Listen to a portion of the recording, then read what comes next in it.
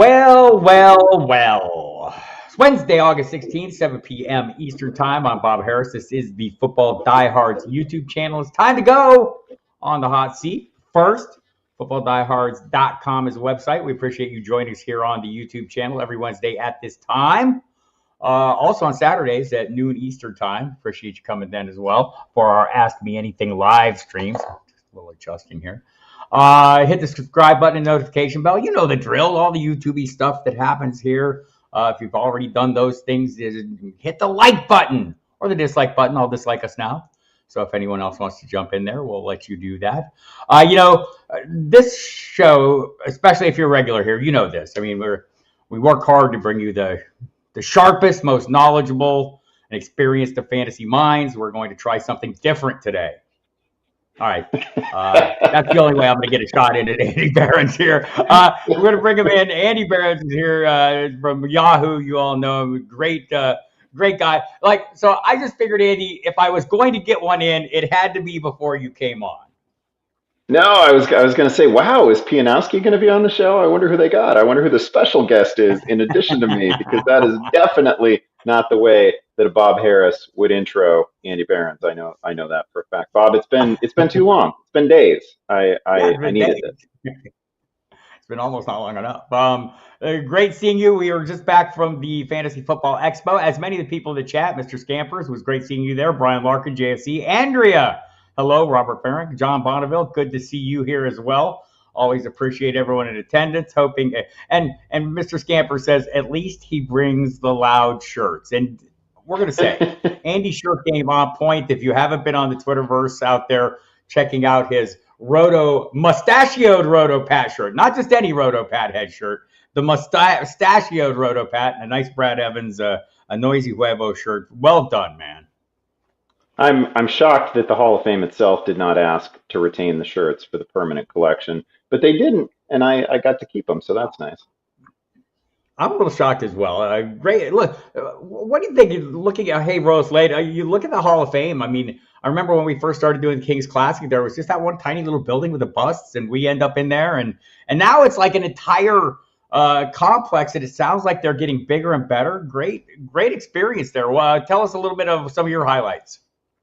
Oh man, I'm glad that you touched on that, because it really is a great experience, and you're totally right. There's either a new building or there's half an amusement park there now. I'm not going to be surprised if there's a water park there the next time that we show up. There's new stuff all the time. It's coming. The water park is coming for sure. Yeah, it's somebody was telling me that there might be a hotel on the site. Anyway, it's great, and the displays throughout the museum that they're changing all the time, right? The new things that they rotate in. It's really great. Every era basically covered. It's a really fun experience, and the room with all the busts is pretty incredible. It's just a blast. Anybody who's in the diehards, chat right now, anybody who's watching us live, you are definitely the audience for the expo. You would have an absolute blast there. You'd have an incredible time, and I'm sure you'd keep coming back. It's really fun. Yes, there are people like me who sort of drag it down, but there's also really fun people like Bob to hang out with. It's true, and there are people in the chat who were there. Toronto Dave, saw you there as well. Wish I would have had a chance to chat with you. We were there. We've been doing this since before the expo. We've been going there for the Kings Classic draft. And it's a tough room. We're playing. If anyone's not familiar with it, it's multi divisions. They've added more things. We got IDP now. I believe they got some Devi. They got an auction. They got the Queens Classic. I'm hoping at some point we can eliminate the Queens and Kings and kind of everybody battle one another. But good first step in the right direction. But we've been participating in the Jim Brown division, kind of considered the top division. You get relegated if you lose in that league. Bob Lung, the latest of those. So it's a pretty tough, pretty competitive group. It's 14 teams, and I believe I use that as my line in general. Everyone who asks, how's your draft? The answer is, it's 14 teams, right? And so now we've had a little time to sit back and look at everyone's roster. Just talk a little bit about, number one, drafting in 14-team drafts, what your expectations are there, what you're trying to accomplish, and how you feel about these. We'll start with the snake. Yeah, the first thing I'll say is that it's not just that it's 14 teams, it's that it's like three flexes, three wide Yeah. receiver spots. So it just hits a point where you are pretty much guaranteed to not like something, and your whole bench is basically going to be guys who they have contingent value, but they probably need somebody ahead of them on the depth chart to fail or injury, whatever. They need to figure out a path to playing time because it's not immediately apparent, right? So you probably got, I think, you probably have this. I certainly have it, like one or two spots in the roster where you're like, that doesn't look Yep. great, but maybe down the road. Yeah, I guess I would generally say that I liked. This is the way it should go. You should like your auction, your salary cap draft better than your snake draft, right? Because Yep. that is the one where you get a shot at everybody in the player pool. Um, I did like my draft. I don't know. I always like my teams, right? Like I'm not somebody who comes away like shaking their head or anything like that. I had a pretty good idea what I was in for here.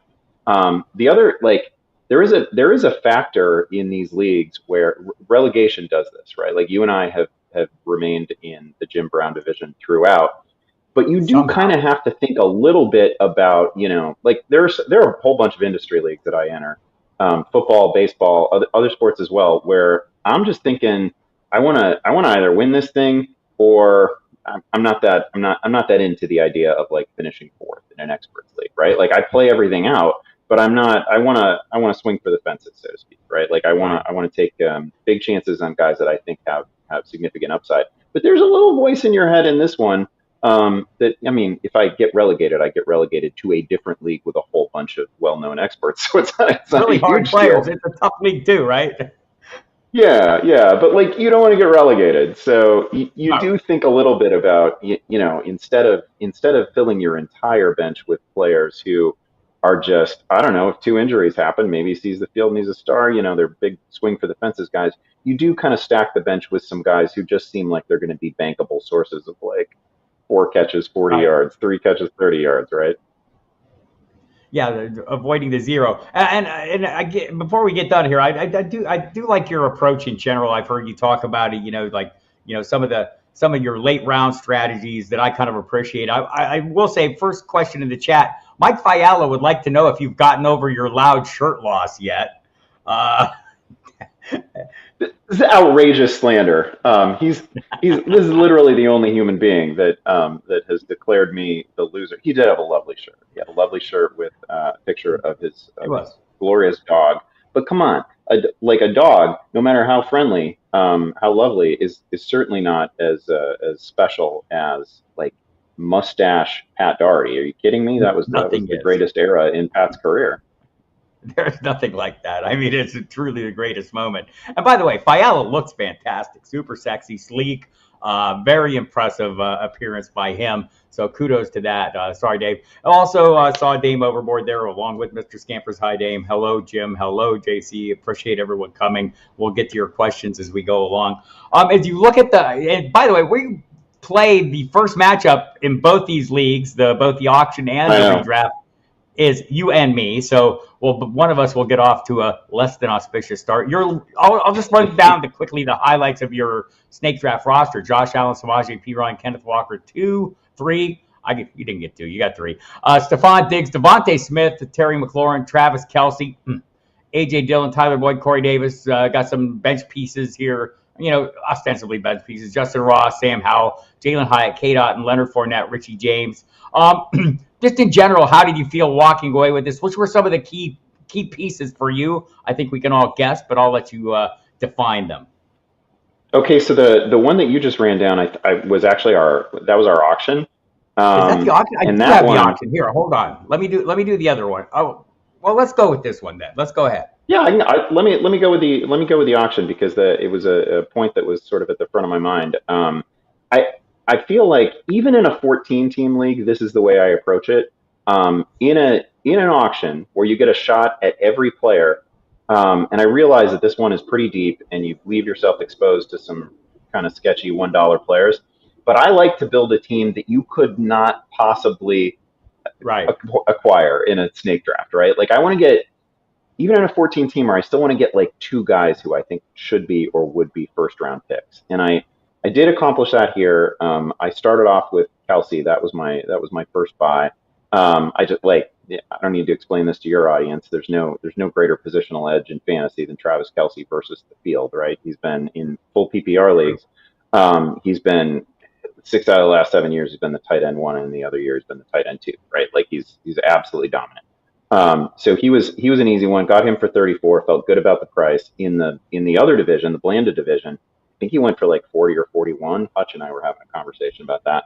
Right. And then I got Stephon Diggs as well. So like Diggs and Kelsey was my start. I paired Josh Allen with Diggs. I'm not, I don't always pair a quarterback and the receiver, but if I have an opportunity to take like a top 3 quarterback and somebody who I consider to be a top 3, top 5 fantasy receiver, I love doing that. Nobody's gonna, nobody's complaining about Josh Allen, right? Like Josh Allen could have a historic season. So felt good about that start. And then I got like, but then I'm kind of at the mercy of the room, right? So then you've either got to like get your guys, or you've got to hope that you get a little bit of value somewhere. I thought I got decent value on Kenneth Walker. Thought I got good value on, like, I love Terry McLaurin, who's another addition to the roster here. Like I've actually, Terry McLaurin to me, I'm not saying he's going to be this guy, but like there's been in several of the past few seasons, there is a receiver who can be found in the RB dead zone, right? It was Cooper Kupp a couple years ago. It was Stephon Diggs like 3 years ago. There are receivers who emerge from that area of the draft who become like league tilting players. And I just think the world of McLaurin's talent. And if, but it's such a fun story in Washington right now. Like if the Bieniemy Sam Howell collaboration is anything, if Howell can sort of hit like a 90th percentile outcome, I'm really excited for what that offense can be. And I think McLaurin's, with the right quarterback, has like a 1,500-yard season in him. So I felt great about that. Let me dive in there, because I talked to Matthew Paris from the Washington Times just like the other night, and was asking him just about these pieces. And his view was, and the comparison was, I don't think it was like physically or numbers wise, although it's not far off, was to Andre Johnson, the quarterback proof nature, the production he's had playing with a series of less than ideal quarterbacks. And we're hoping Sam Howell is somewhat more ideal. I know Ron Rivera today said we can't commit to him as a starter. They're committed to him as a starter. He's going to be it. And I'm with you 100% on Terry McLaurin. Pigskin Panic also is. By the way, I think I want to get this out there. Toronto Dave, who was there watching the drafts and enjoyed immensely. Corey Parsons, what a great job of auctioneering. Just phenomenal work by him. Kept the thing moving fast and entertaining. Loved it.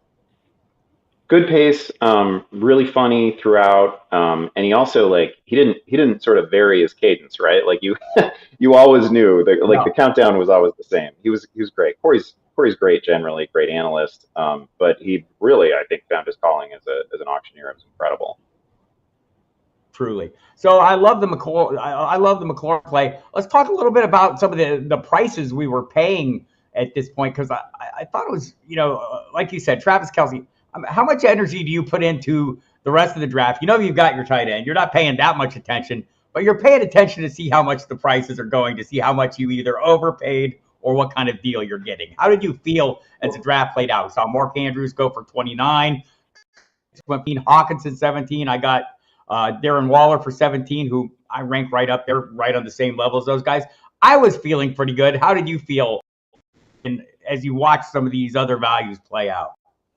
Yeah, the first thing I'll say here is that you can kind of control, like even after I had Kelsey, I still have a little bit of control over the prices that are going to be paid for the other tight ends. Number one, because those guys are still startable here. We have 3 flex spots, right? Like It's really deep.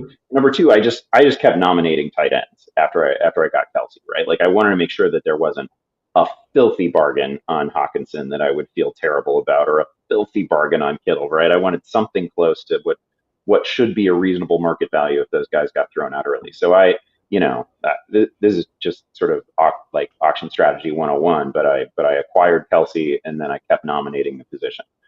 So I did make sure that like those guys at least came out early when the whole room had money to spend. To really answer your question though, I feel like the edge at tight end, and I've had this conversation on some of the Yahoo podcasts. I think Mark Andrews is a wonderful player.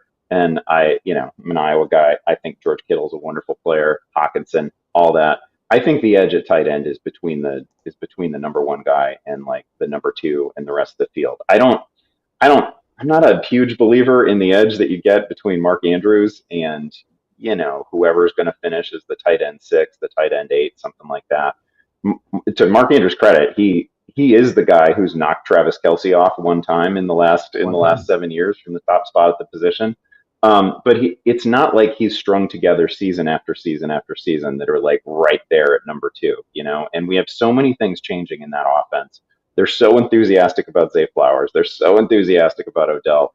I don't know what this year is going to look like for Mark Andrews, but the level of separation that exists between him and then like tight ends 3, 4, 5, I think it's a little rich for me. So I'm either paying up for Travis Kelce or I'm taking a really late flyer. Right. I feel like when I end up getting Jalen Hurts at quarterback, and I paid $19 for him fairly early on in the proceedings. I spent the rest of the draft. You know what? It was a great price because Mahomes and Allen both went like 20 plus, 22, 20. Right. I thought for the most part, the values fell in line. Were you kind of in that same camp that was there anyone you thought was a really outrageously priced or really went for way more than you thought? Not named Dameon Pierce. Yeah, no, that was like a fun kind of outrageous price. No, it's too good a room, and there's too many of us there, and everybody had needs. So that there wasn't, to me, I don't think there was really a case where the room just stopped at a really weird number and somebody got just an outrageous steal. I don't think that happened. I do actually remember the moment that I was a little miffed that you got Jalen Hurts for 19 because I don't see any separation really between Hurts and Allen and Right. Mahomes. And to get Hurts at any kind of discount over Allen really bothered me. And it was my own fault because I had it in my head. Oh man, I had Diggs already. I was like, oh man, what a fun pairing that'll be. I'll go get Allen. He's surely not going to go for more than Mahomes already went. And then I just let Hurts go. It was clearly a bargain. So I felt a little irritated about that. But Good. The thing that did happen, and you're making a joke about Dameon Pierce, but there was like a bidding war over Dameon Pierce, and sometimes that stuff happens. Like Rotopath did 25 for Mike Williams too, right? Like Yeah. It wasn't that anybody went for like such an incredible bargain. It was that you get down to the, once a lot of money has been spent and a lot of the top guys are gone, and you get to that like third tier at a position, fourth tier at a position, and there's one guy left in it. And he's clearly a friendlier name, an easier player to have on the roster than the next guy on your list. That's when that's when some money gets spent that perhaps ought not to get spent. Like that, I feel like that's the one league I've been in so far where Dameon Pierce went overpriced. I always think he's a great value, except in that league where where there was a shootout for his service. What, for 24, 25 was it? I'll have to look. It was It might have been like 27. It was really something. It was 24, but it was at that point in the draft we were down to like the $8 and $9 pieces, right? And all of a sudden he just went off the charts. And the Mike Williams, everybody who was bidding was like emptying the wallet. Yeah. Right. So what's your process for keeping the emotions in track? Do you go in with a set of values that you're not going to go above, or are you willing to fudge on those a little bit?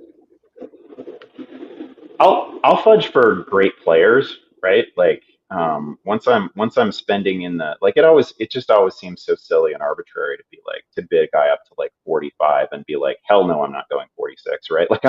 I'm in at 45.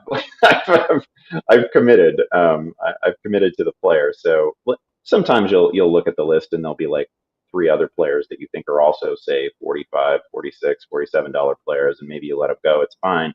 But I don't get that hung up at the high end. I do get a little bit hung up at the low end. I actually think the most important thing in a format like that is to get really comfortable with the pool of players that you think will go for $1 or $2, right? Because you've got to know, we were talking about it earlier, there are definitely going to be spots in your roster that are going to be like maybes, I hope he pops. There are going to be guys that are serious question marks.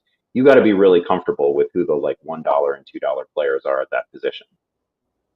For sure. I tried a sneaky thing with my first nomination. I threw Mike Thomas out there. I wanted to get him. I mean, and I thought like we're in the heat of the early rounds. Everyone's excited about all the big names. I'm throwing out a lesser name and see if I can sneak him through, and I did. I got him for $5. I felt like that was a huge success for me.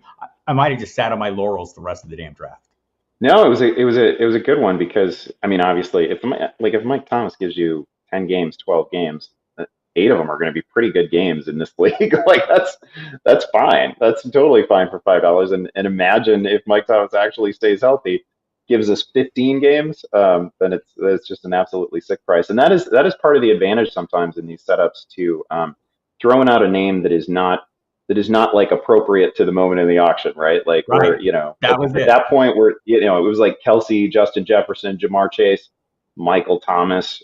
Like there's not a lot of enthusiasm in the room. It is a very good time to get your guy. Right. A few comments in the chat here. By the way, Wendy Early is here. If y'all's shirt game was on point, hers was the point.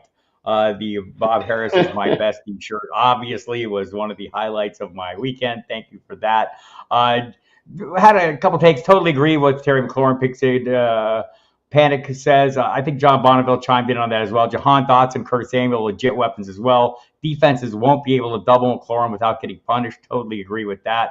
Andrew wants to know, was it 100 or 200? We had a $200 budget. I want to say I got Christian McCaffrey, and like it can vary. Like I know, so I paid what $54, I think, for him. I ended up getting him and Mitchell for less than I budgeted for McCaffrey alone. But I know Jeff Ratcliffe had him, like I had it at 64, I think. I think Ratcliffe had him down at like just under 50. So these are sometimes, you go in with your values. Everyone's got different values. You're not going to know. Jeff didn't know that I was at 64. I felt like I got a bargain. He felt like I overpaid. That's how it works, people. So $200 was the amount. Feel like you have to think of Kelsey as an elite wide receiver. One, takes the edge off paying top dollar. I think that's a fair assessment, right? I mean, that's actually part of the Kelsey versus Andrews argument. Like Travis Kelsey literally delivers the numbers that a wide receiver one does, right? Like if you just toss Travis Kelsey into the wide receiver mix, we would be taking him in the second round instead of the first round. Like there's not, that's how he produces. Like Travis Kelsey having a better season statistically than AJ Brown is totally within the realm of possibility. That is not what Mark Andrews generally does, right? Like if you're trying to compare Mark Andrews to I don't know, the receivers that are getting taken around him, those receivers are going to give us like 1,100, 1,200 yards. And the most likely scenario, I know he's done it once, but the most likely scenario for Mark Andrews is probably 850, 900, 950. You're banking on touchdowns there. It is, he has the 1,300 yard season. Give him full credit for it. It was awesome. He's a great player.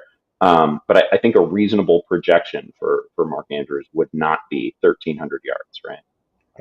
Right. I think that, he, as you mentioned earlier, had that huge spike season where he did beat out Kelsey an average per week. And that's the exception. It's not the rule. If you're just tuning in, we're talking to Andy Behrens. This is the Football Diehards YouTube channel. I'm Bob Harris.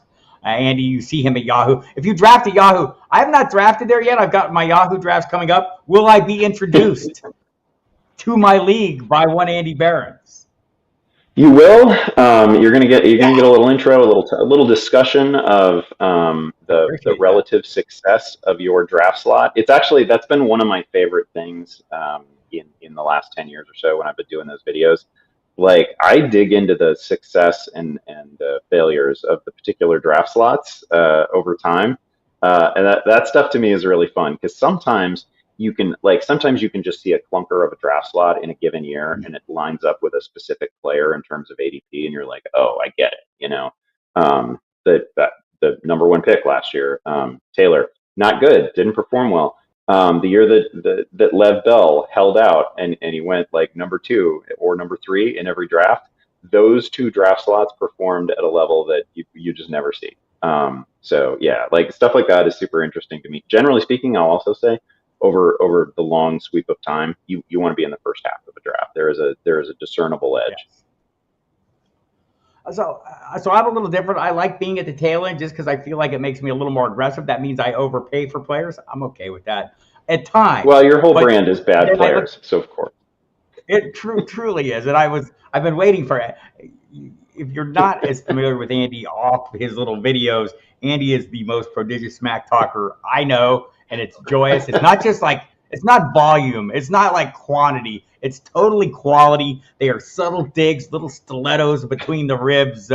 Joyous work by you, Andy Behrens. That's why I enjoy drafting with you. And it's not like, the big shots. You can hear him like kind of whispering to the guy next to him at drafts while you're making picks, and you can just barely make out the snotty comments he has about your choices that you're not meant to hear, but you kind of are. It's great stuff. That's Ratcliffe. That's how Ratcliffe operates. Like that guy, I sat next to him at King's Classic, and he was yapping throughout, but he's like halfway, like he's muttering to himself all the time, goodbye, bad bye. He's got commentary on everything as if he was live on the radio while we were drafting. That was pretty amazing.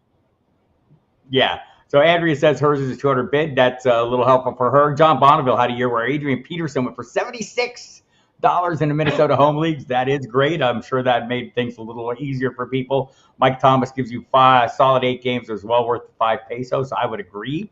Can we agree when Travis Kelce retires, Mark Andrews will be currently the best tight end?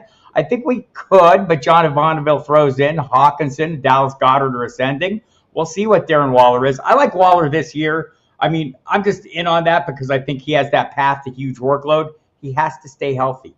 I realize this, people, and that has not been his strength. But we've seen him get 145 targets a couple of years ago for the Raiders, and I think that's not impossible now. Yeah, I mean, Waller is just one of those guys where, like, I mean, I feel like Waller and Jalen Hyatt have been the 2 most persistent stories from that camp, right? Like, there's a highlight every day, there's commentary every day. All Waller has to do is stay healthy, and that's it's a legit concern. He's kind of sneaky old. He certainly has, we're talking about a high mileage player here, but when he's on the field, he's as good as it gets, right? Like he's definitely, when healthy, in that sort of Mark Andrews, George Kittle discussion for sure. A little commentary here. Some people are liking Pat Freiermuth. So let's spin this off and look at the Pittsburgh offense. I feel like there's a lot of skepticism, or maybe not skepticism. Maybe it's just me. Najee Harris seems to be a little bit polarizing, that there are people who feel like he's ready to rise. There are people who think it's going to be even. I talked to Will Graves from the Associated Press.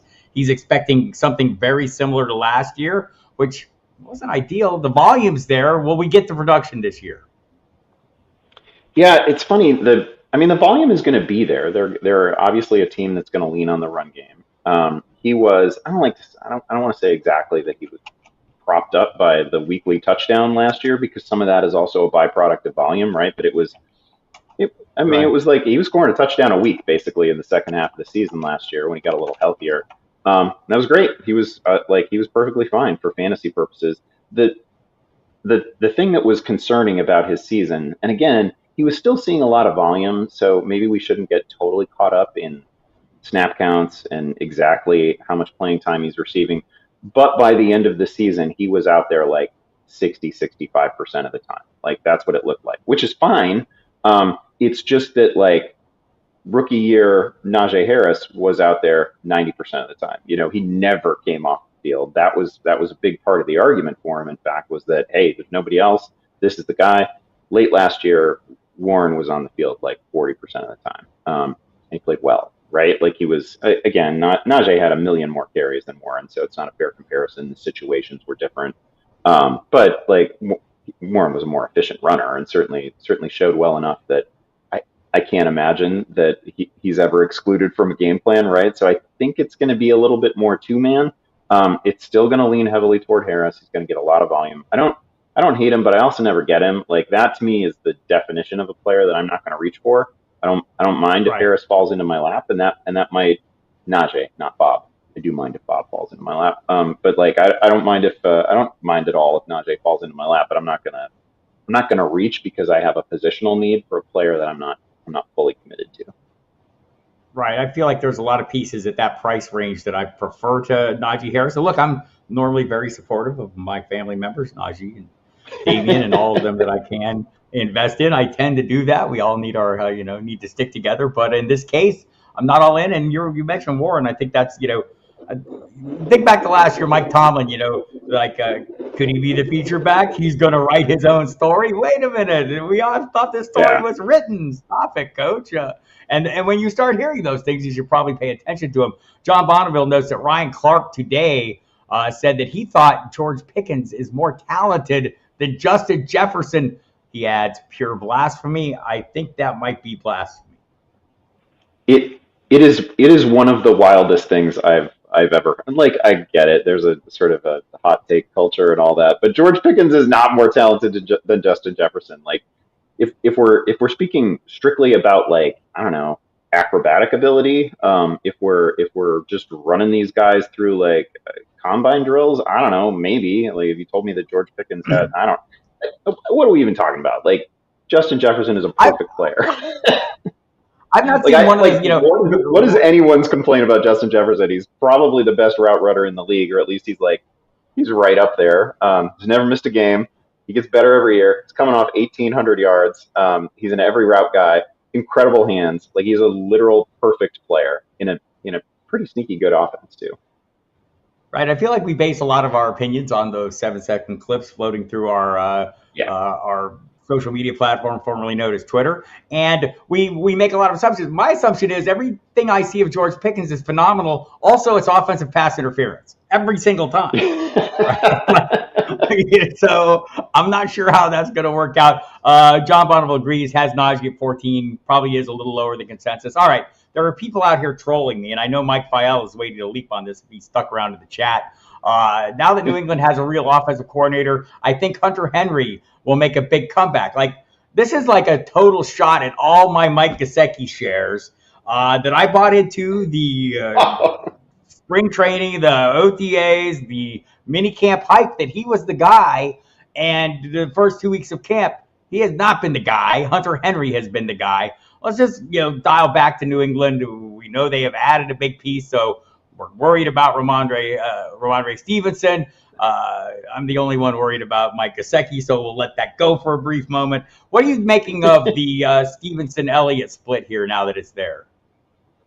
Yeah, I will say it was baked into my ranks a little bit. Not specifically that Zeke was going to be the guy, but we discussed this on the first panel at the Expo a little bit when we were talking about guys, and this was right before the Zeke Elliott signing.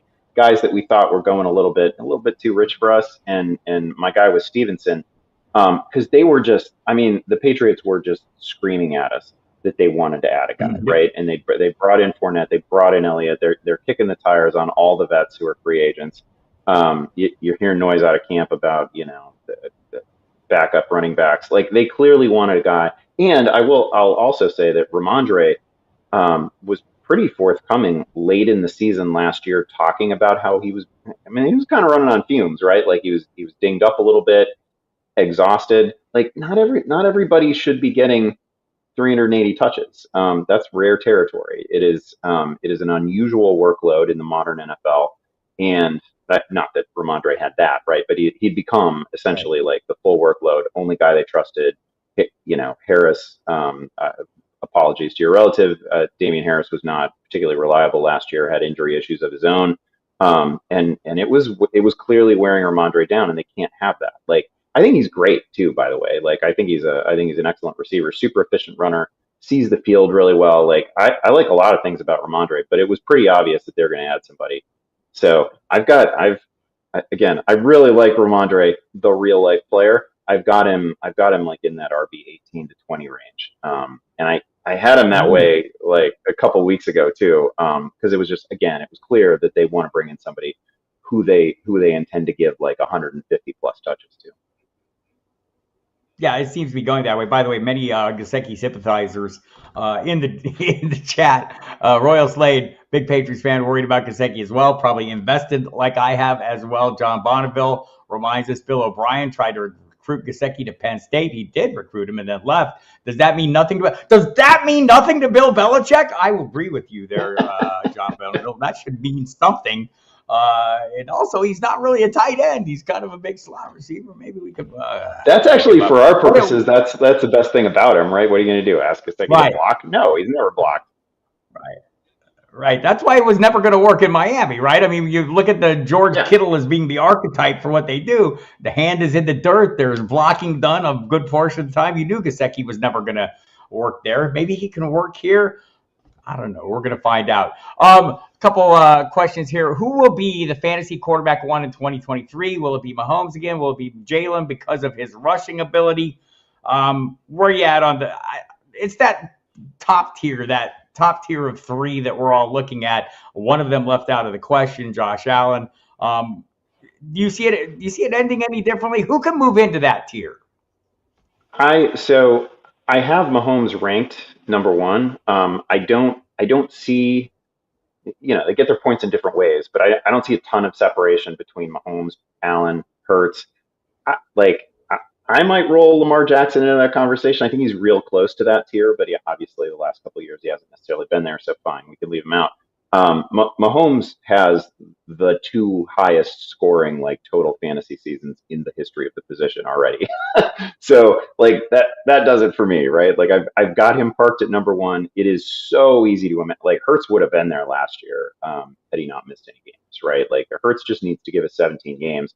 And he's gonna run for 850 yards, and he's gonna throw close to 30 touchdown passes because his receivers are just unfair, and his line is great. Everything about the sort of offensive, the whole team context is outstanding. So Hurts is going to be phenomenal. If Hurts gives us 17 games, he's the QB1. Otherwise, I've got Mahomes there as the placeholder, and of course, it wouldn't be shocking if Allen did. It's almost the more interesting question is how far can you go down on your quarterback ranks and still even compose an argument for a guy to finish as the QB1. Been thinking about that a little bit. I think for me it probably goes about as far as Deshaun Watson. I don't think it goes past that. Yeah, I think that's fair. That's kind of the 8-9 range there. I mean, Trevor Lawrence, maybe he has some mobility. I think you're thinking Justin Herbert, obviously. Maybe not enough mobility, but he's going to throw the ball a lot. It's more the Fields, Lamar that are going to have that super high-end rushing equity that you think might, finish his QB1. But I think all those guys are in the conversation. I don't think Joe Burrow's out of it either. When it comes to later rounds, you know why I think. Right, just I'm sorry to filibuster on this exactly, but I think Trevor Lawrence is such an interesting player because if they wanted Trevor Lawrence to run for 600 yards, he absolutely could. As a college player, that was a huge component of his game. He's really good at it. And when they face an opponent, the Jets game last year, I think was in super nasty weather conditions, tough defense. When they face an opponent that can take other stuff away, then they let him run. He's really good at it. I don't think they're ever going to expose Trevor Lawrence to the kind of hits that you're going to take if you're a 6'5", 6'6" guy who runs 100 plus times. So I don't think it's going to happen. But that is the path to Trevor Lawrence having a total supernova season, is that they just let him run because he could do it. There are other coaches that would allow him to do it. They're just, it hasn't happened yet in Jacksonville. It's in the toolbox though. Right. I mean, and that's such an ascending offense. I mean, I think we have not seen, we're nowhere near the ceiling. The addition of Calvin Ridley is going to be a big factor. We'll see what the rushing attack can do. We're all kind of keen on Tank Bigsby at the moment, kind of a hot name this summer for the obvious reasons. Is true. We're not all sold on Travis Etienne. Clearly, we're not. It's hard to get out. Where are you at on the Etienne? The Etienne Bigsby, is this, for me, it's a case where I'm buying the cheaper piece because I've been told Mike DeRocco, Mike Dempsey, my co-host on Sirius, they are all thinking that it's going to be, entire series. Something we saw last year as well when James Robinson was still there. It wasn't like a play here and there. It was entire series, and DeRocco's predicting it could be up to 3 entire series in addition to the goal line work. I'm interested in that at this price. The Kings Classic was the first. These were the first drafts I was in where I had some real competition for Tank Bigsby and didn't get him. That was a little upsetting to me, and I don't think that Bigsby right away. I think Etienne is probably the guy. But as we were talking about with Ramondre being fairly forthcoming about the fact that he was wearing down last year, Etienne has been fairly forthcoming about his struggles adapting to an NFL passing game. We have this scenario imagined where Travis Etienne is catching a zillion balls, is catching 75 passes. He's pretty clearly not totally comfortable with that, which is fine. He's a very young player. He has one NFL season under his belt. It's totally fine. I just think that right now, Bigsby and Etienne complement each other perfectly. The things that are open questions for ETN, I think Bigsby's really good at. I think he can, I think he can be a pretty effective receiving back. We saw a little bit of that in college the last 2 years. Tough runner, good size, probably already has a goal line role, a short yardage role, right? Like that's what I'd really worry about with ETN, because and things like this can change. And again, ETN very early in the sort of learning curve and developmental curve, but he wasn't always great, or he didn't cover himself in glory around the goal line all the time. And I think that might be Bigsby's role, like really early. Like there's a path for Bigsby, even if he doesn't see a ton of touches, to still finish with like 8 touchdowns, if the offense is as good as we think it can be. So there's a lot of paths for Tank Bigsby, and he's so cheap, right? Like I don't know. Yes. There was a little skirmish. There was a little bidding skirmish in King's Classic, and I didn't have any money, so I couldn't do anything about it. But prior to that, nobody was fighting me for Tank Bigsby. You can get him so cheap. Yeah, I totally agree with that. A couple comments here. No, Bill Belichick does not care about our fantasy team. Just a quick comment from Brian Larkin. Kazikbi this year's Jamal Williams, 17 touchdowns. No, because he's playing for the Patriots and not the Lions, and I don't think they have that much offense. I think that's going to be the limiting factor. So a couple questions here that I wanted to catch up on from earlier. When it comes to the later rounds, and I like your late round strategy in general, would you rather get your QB2 or your running back or wide receiver 4 and 5? Yeah, so this depends on how I started the draft, right? Like there are a handful of drafts that I've done so far, and this goes for any season. If you actually start in kind of either a hero RB or a zero RB sort of build, and I've done more zero RBing than I plan to necessarily this year so far. You gotta pound the upside running backs late, right? Like that becomes the priority. If you've filled your quarterback slot with somebody that you're not totally sure about, then I like to get a better one. Then maybe I'm shopping in the Geno Smith tier. Otherwise, I'm shopping in the Sam Howell tier. Like I think I have Sam Howell on both of the Kings Classic rosters. That's just Right. like a what if. Like I'm never gonna not play Josh Allen. I just think there's perhaps some untapped upside with Sam Howell, and I think people know that final college season he rushed for over 800 yards, right? Like if that guy pops, it's a phenomenal. Like it's really hard if Sam Howell just gives us, I don't know, can he give us 500 yards and 5 rushing touchdowns? If he does, it's really hard to keep a guy like that out of the top 12 in terms of year-end scoring, right? So like I think that's kind of the ceiling for Howell. So I sort of have a shopping list of late round players, and when they're there, that's where I go. But again, if I've built in sort of a zero RB way, then it's Gainwell, Bigsby, like my whole shopping list of running backs that I'm trying to hit, Chase Brown, all those guys. In general, your preference is unlike mine, where I'm old. I like the old guys. I like taking the players who are going to help me avoid zeros. That's not necessarily your approach. Arguably it should have been in King's Classic, because again, the league is deep enough that you got to have some Corey Davis types. Like, sorry, like people don't have to be that excited about Corey Davis, Chase Claypool, guys like that, but like you got to have guys who are at least going to play snaps and are going to give you, I don't know, it's PPR, going to give you 5 points, 6 points, 7 points. You definitely need those guys. I do take some big swings. Man, you should have seen me the other day. We did a mock on Yahoo, and my dollar players are all just total lottery tickets. But they should be, because it was like a 10-team league, and the replacement value at every position is going to be really high all year. So that is where you need to take Justin Ross. I think Justin Ross has a very low probability of a huge season, of a breakout season, but it's not nothing. And the potential breakout season from a player who is sort of that archetype, right? Like who's 6'4", who is unique in the receiving core in Kansas City, I would argue, and who has shown that kind of upside, years ago, prior to some significant injuries, but years ago showed some pretty special upside. Like those are my guys. So I've got Sam Howell, I've got Justin Ross, I've got Jalen Hyatt on one of those teams. I've got guys where like if a couple things break right, I think they have a skill that is really special even by NFL standards, some trait that is really special by NFL standards, or it's the environment that they're in. Like I'm a sucker for guys who are probably going to miss, but what if they don't? Right, right. I sometimes, and I think Ross is a good example of this. It's the piece that's different than what the team has, right? The piece that can set itself apart just based on the physical attributes that that nobody else can duplicate on the team because nobody else is 6'4" and has that all the things in Ross's case. I totally buy into that notion as well, and those are the kind of guys I like to gamble on. Tank has a question, keeper question. I think is a good one. 12 team, 1 point PPR, 2 keepers.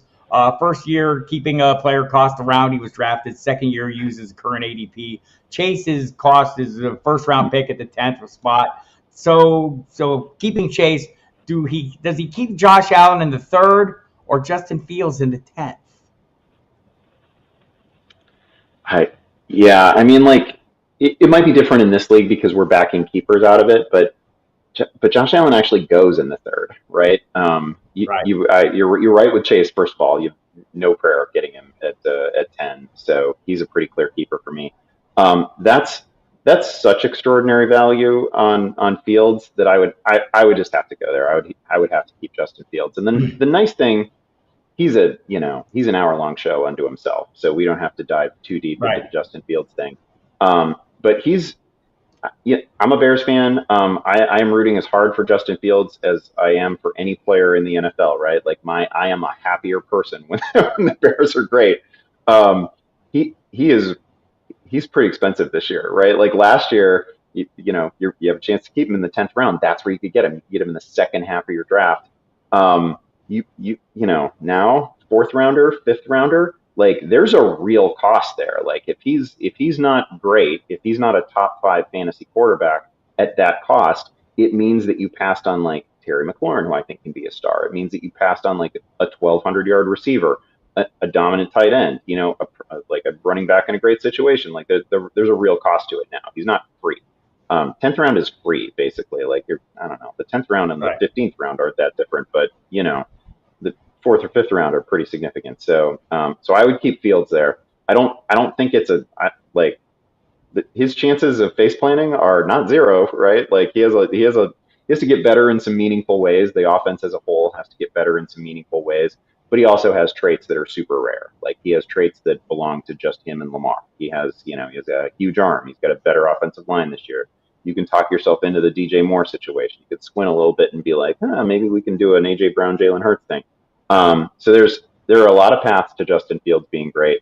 But I don't even have to worry about the what if he fails if I'm keeping him in the 10th round, right? Like you're gonna have another good quarterback on the roster as well. Yeah, I could tell myself a very happy story about Justin Fields. I mean, just based on the running alone. So where are you at on drafting backup quarterbacks in general? JSC is asking if I draft one of the tier 1 quarterbacks, should I consider a QB2 later to be safe? I mean, I think this is all dependent on your, how your roster structure is, what kind of space you have on your bench, right? I mean, you could go in without a backup. You can stream on the bye weeks, but what's the ideal situation for you, Andy? Yeah, most leagues, we lose sight when you're sort of in the fantasy analyst bubble. We kind of lose sight of the leagues that most people are actually out there playing, right?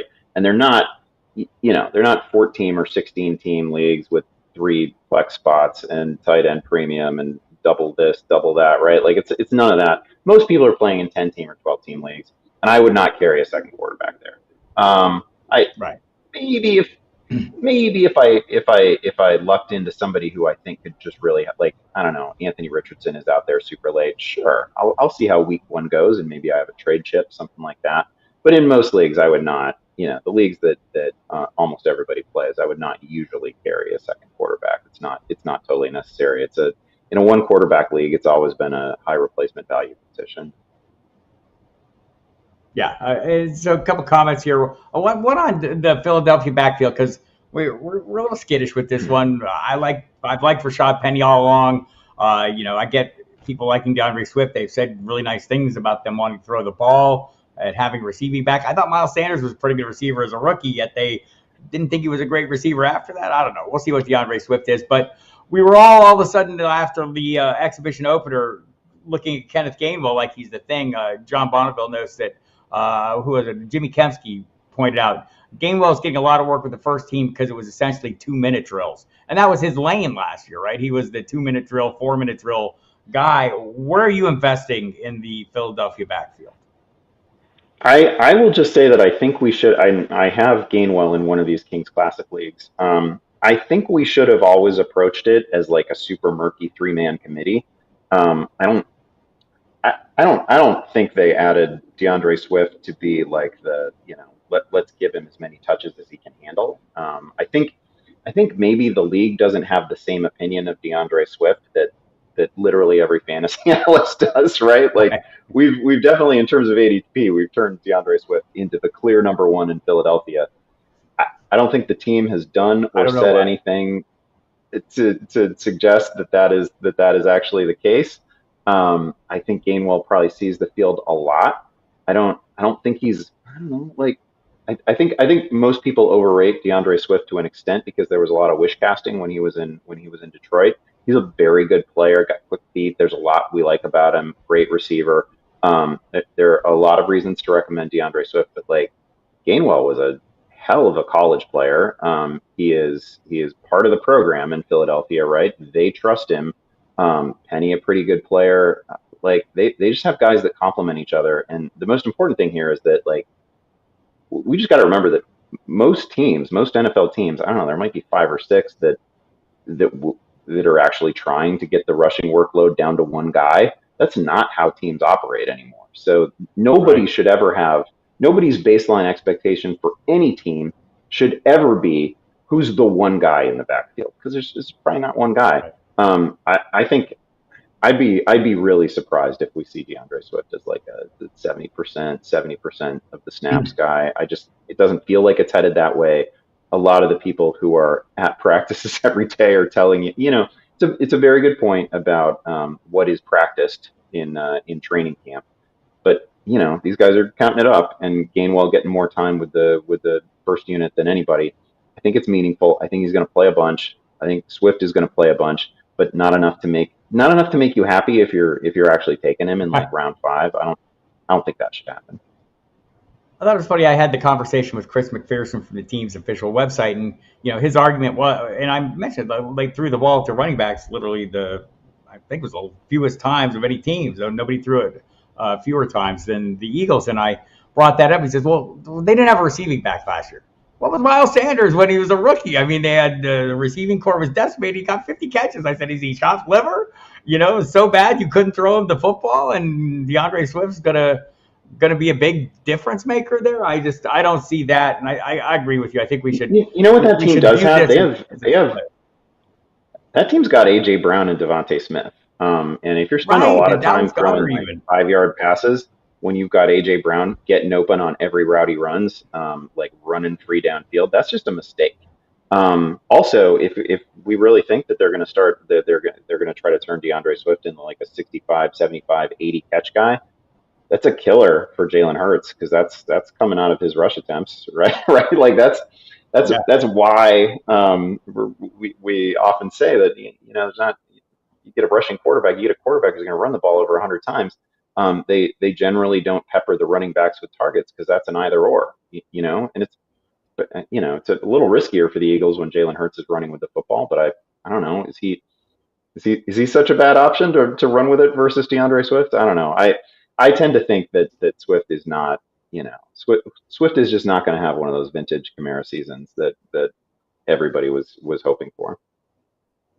Right, we got a few more minutes here with Andy Behrens from Yahoo. By the way, go hit the great article by Marcus Grant, this year's Fantasy Football Pro forecast, about that very running back, kind of the direction running backs are taking, and how we're going to have to learn how to deal with committees and specialization going forward. A nice evergreen piece, so check that out. Use the promo code DieHards, get 15% off anything you buy there. It's a great deal. John Bonneville in a 1-quarterback league. He's not drafting you back if he gets one of the top 16. I'm with you. There's been a little Josh Jacobs chatter in the chat. Just people think he's going to show up. Zamir White, though, a name to keep an eye on, that he's essentially free. What's your level of concern for Josh Jacobs?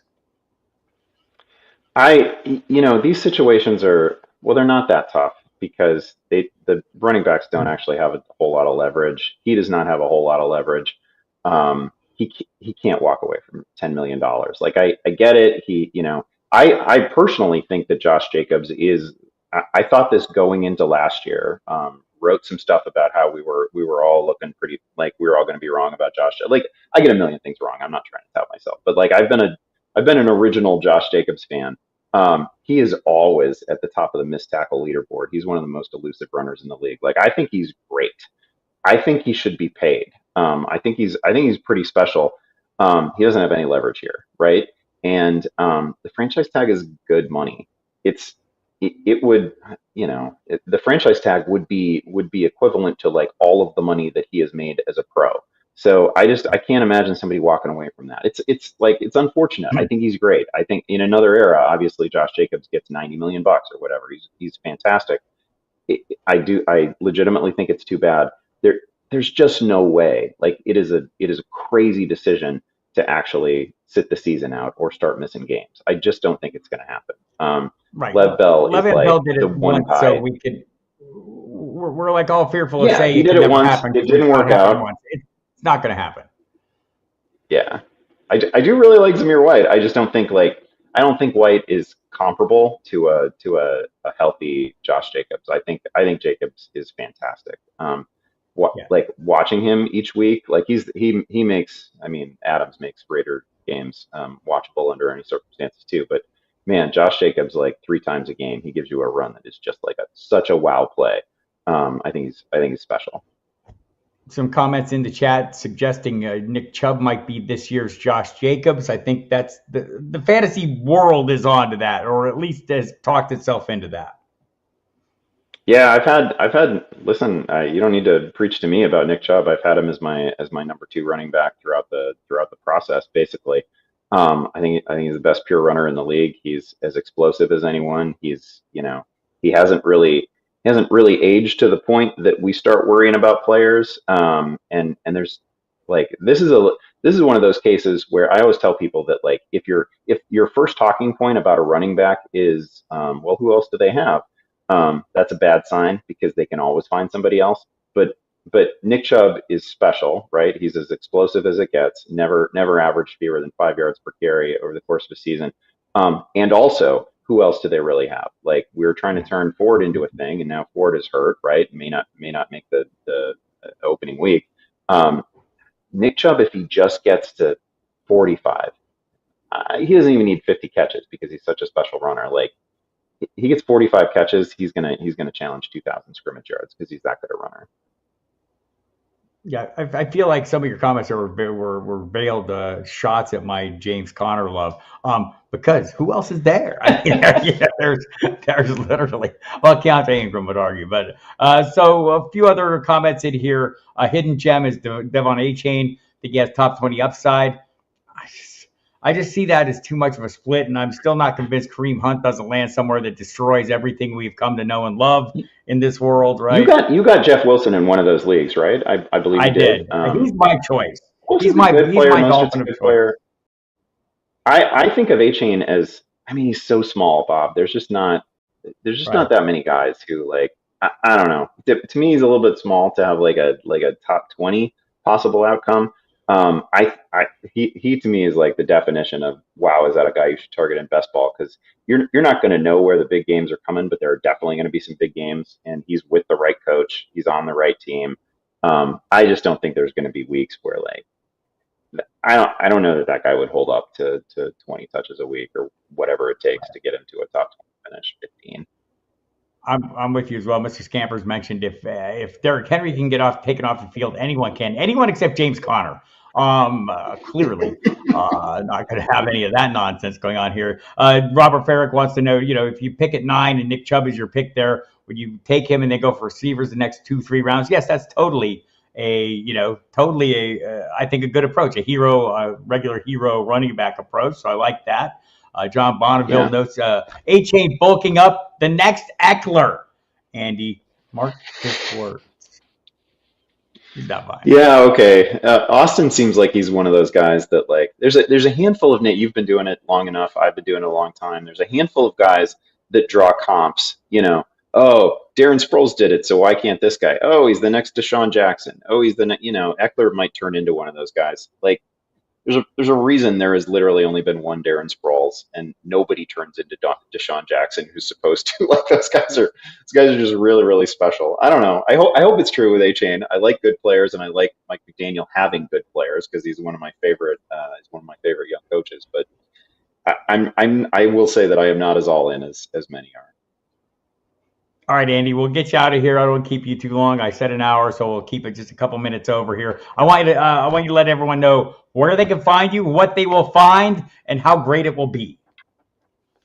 Yeah, you can follow me on the website formerly known as Twitter. I'm just at Andy Behrens. I don't have a clever name. I just have my regular old name. And man, we're cranking up content at Yahoo. Podcast is now 5 days a week. We actually have a podcast with Austin Eckler once a week, Eckler's Edge, with the great Matt Harmon. So please check out the Yahoo Fantasy Football Show. I would appreciate that. And man, we're almost in it, Bob. We're almost to the regular season. Yeah, it's coming, and the developments are coming fast and furious, everybody. So hit Football Diehards on a regular basis. Use that promo code Diehards to get 15% off all your purchases. Also, tune into the Football Diehards on SiriusXM Fantasy Sports Radio Monday, Thursday, Friday nights 10 p.m., Saturdays 5 to 7. We'll be there for you, and I'll be here again on Saturday this week. We're thinking about doing a mock draft this weekend, so some of you will be hearing with me. Great stream, better shirts. I would agree with that, John Bonneville. You'll be hearing from me with maybe some mock draft invites, and we'll keep this thing rolling. Once again, really appreciate your time. I know you got a lot of choices out there. Appreciate you rewarding us with some of your attention, and we hope we merit that going forward. So stick around. Be back on Saturday at